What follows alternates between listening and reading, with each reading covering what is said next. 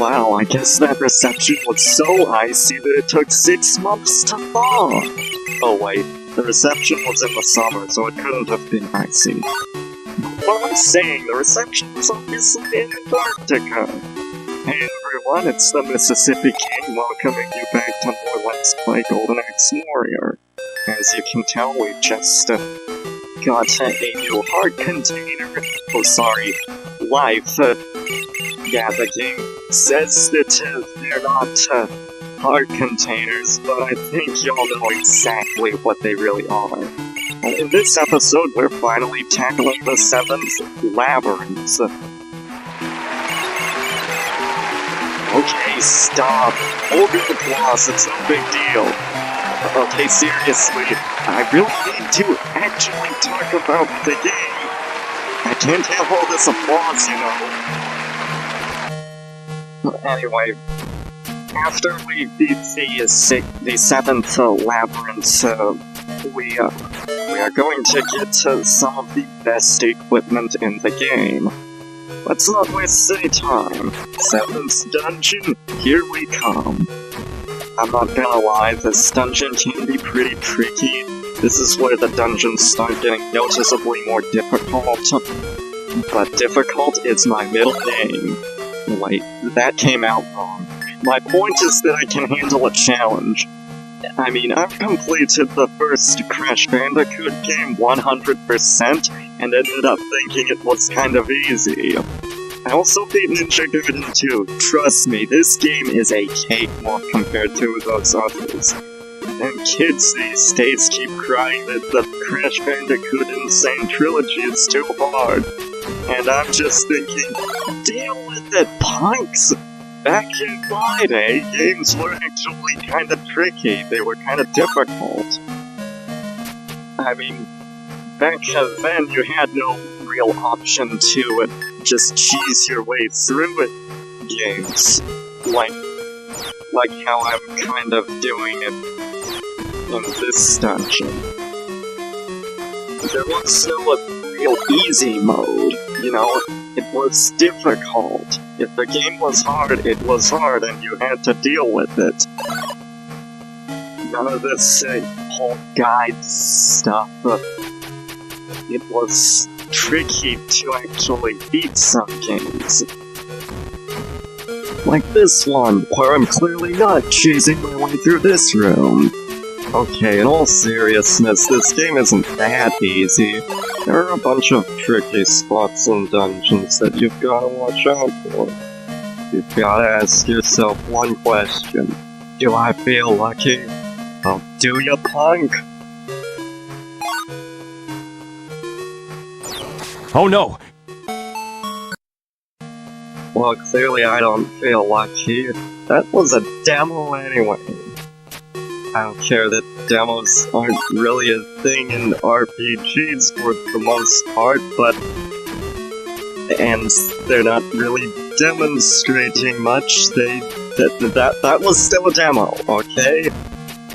Like I said though, this dungeon can be tricky.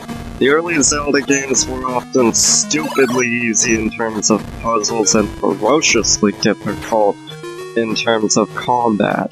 This game is no exception, I'll admit. But some of that difficulty comes from stupid design decisions. Like how you lose all your rupees. Well, okay, not all of your rupees, but you lose a chunk of your rupees every time you die. And that's not good. Like, this isn't like other RPGs where that's like an acceptable punishment. Hey, I said this game was good, okay? I never said it was perfect. In some ways it does things better than other Zelda games. Finding secrets, for example, is much better in this game than in the first Zelda game. Even better than a lot of the 3D Zelda games, in fact. It's way quicker to actually look for them since you can switch to the axe in the blink of an eye.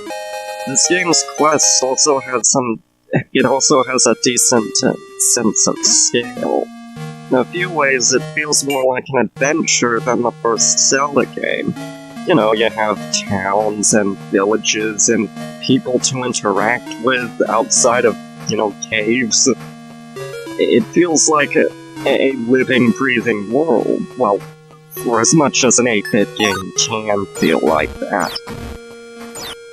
Now, I wouldn't put this in my top 5 Zelda games or anything, but for what it is, it's definitely a worthwhile experience. And like I've said, I don't regret having beaten the game. It's pretty good for what it is. Now, as for the dungeon item which we just received, I'll be explaining what it does later. Don't worry, it won't be too long.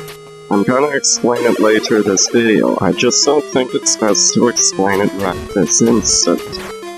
Anyway, we just took another teleporter.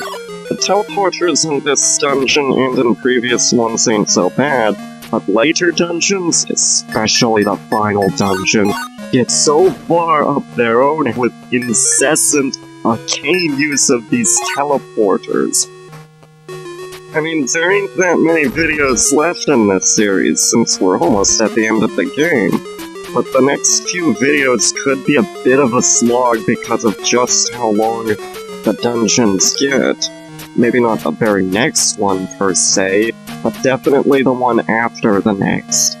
I mean, when you get there in the game, you'll probably be thinking that you're Oh no! Oh no! Wait, where was I going with all of this again? I'm telling y'all, my ramblings sometimes have a point to them. They often have a real message.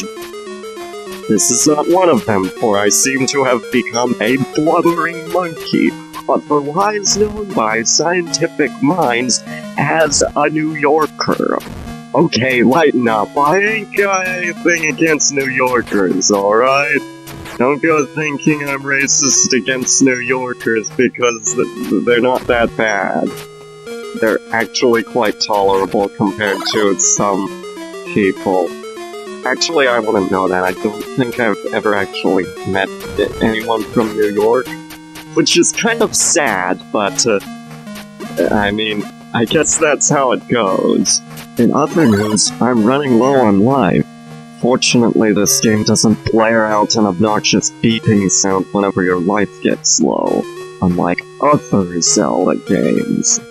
That noise can really drive a person up a wall.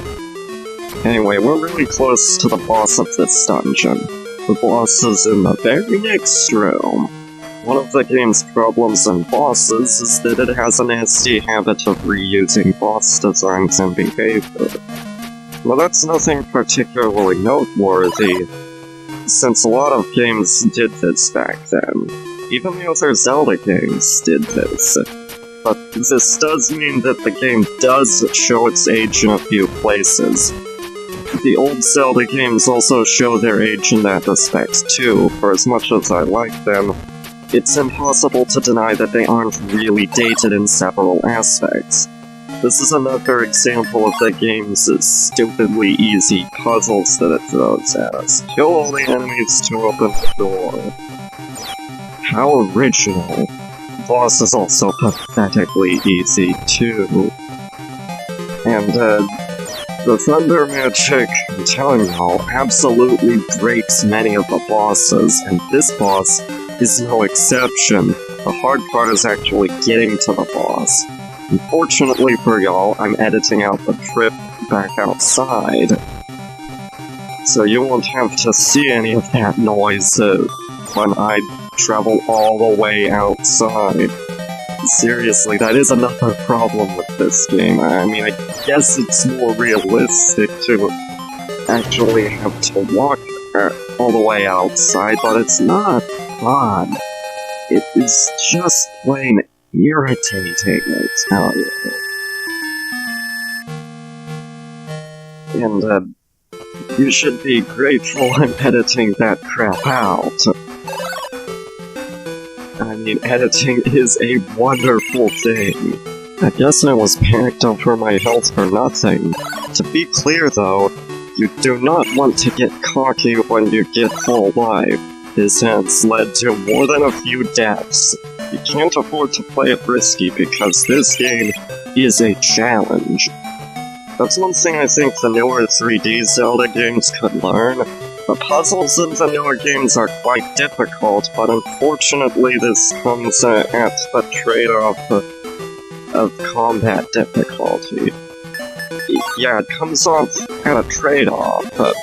The older games were the opposite. The puzzles were pathetic and the combat was ferocious. I really think the 3D Zelda games could use a hard mode or a super hard mode to make the combat a decent challenge. Now, I haven't played Breath of the Wild, so I can't really say whether or not it's a much-needed improvement. Don't go shouting, Breath of the Wild is an improvement, or ooh, Breath of the Wild made it worse. I don't really know, and I don't care to know until I actually get around to playing it. Seriously, if you spoil that game, I'ma deck you so hard you see stars. Anyway, now's as good a time as any to explain the ship. Basically, it lets you sail across the sea, as you may guess, but it does not work on fresh water. Whenever you see those planks that you saw right there, that means you can either dock or set sail from them. And there are a lot of secrets that have opened up to us now that we have the ship. It's probably one of the most useful items in the game for getting newer equipment. So, yeah, when you get it, be sure to keep an eye out for all these planks you see across the world, as that means it could potentially lead you to a neat secret. Speaking of secrets, we got the water dragon magic. No, it's just the water magic, actually. It serves as your healing, like in other RPGs. But watch your magic consumption. It can come in handy, but it costs a lot of magic to use, so you don't want to rely on it too much. Actually, finding that secret is stupid, and it flies in the face of the game's established rules. You're supposed to find it using the ice spell. The ice spell! You know, the item you don't use to cut down bushes. That's stupid design! How the hell are you supposed to figure that out without a guide? That is one instance where finding a secret is legitimately worse than the first Zelda game. I know, I just went on about how good finding secrets is in this game, and I still stand by my words for 99% of the game's secrets. On a slightly more positive note, we are also getting some of the best equipment in the game. We just got the Flame Sword, which is going to be good for pretty much the rest of the game. Not all of the remaining game, but it is really good. I mean, it just destroys most enemies in like one hit or so. Or two. So it's not something to be underestimated. Nevertheless, you still want to be careful because enemies can still utterly destroy you if you're not careful. So don't think this game is gonna get super easy upon getting that. But there is something else that we want to find later on in the same video, of course.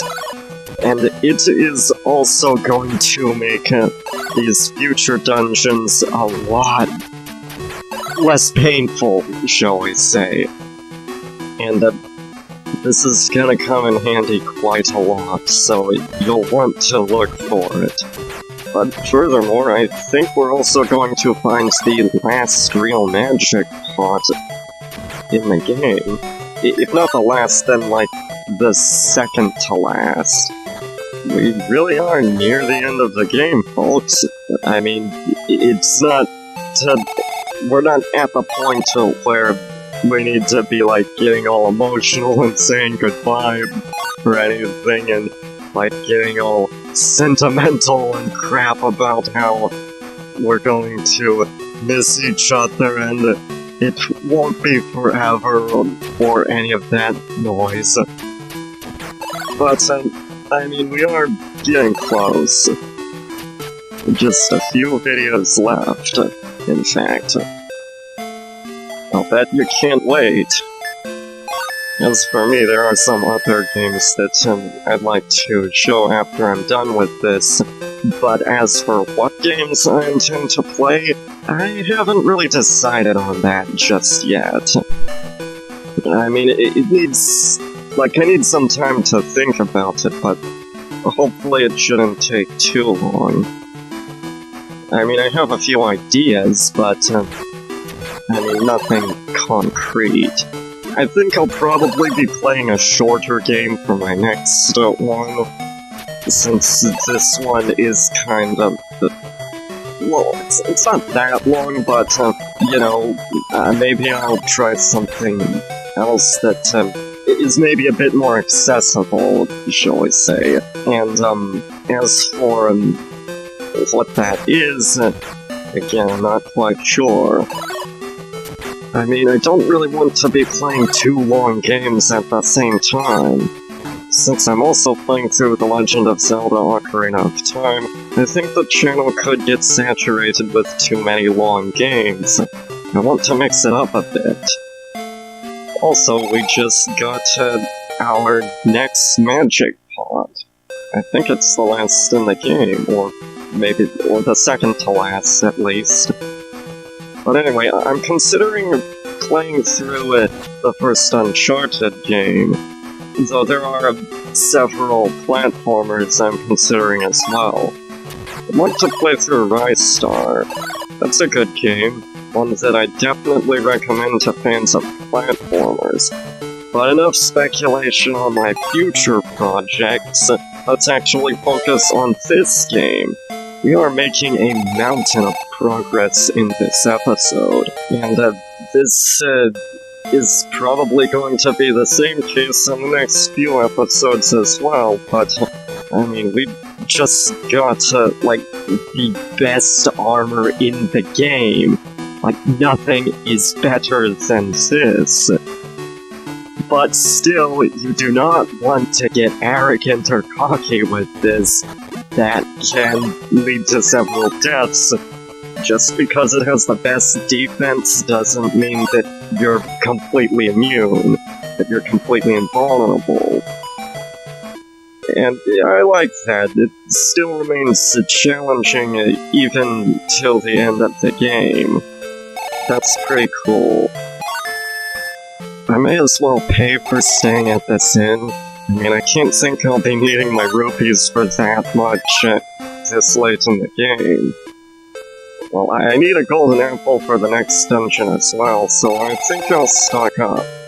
Rixos, this village actually has a hidden store that sells golden apples, so you may want to remember this village and its location. Well, anyway, here's the hidden shop. And of course I'll get a golden apple, because of course I'll need it for the next dungeon.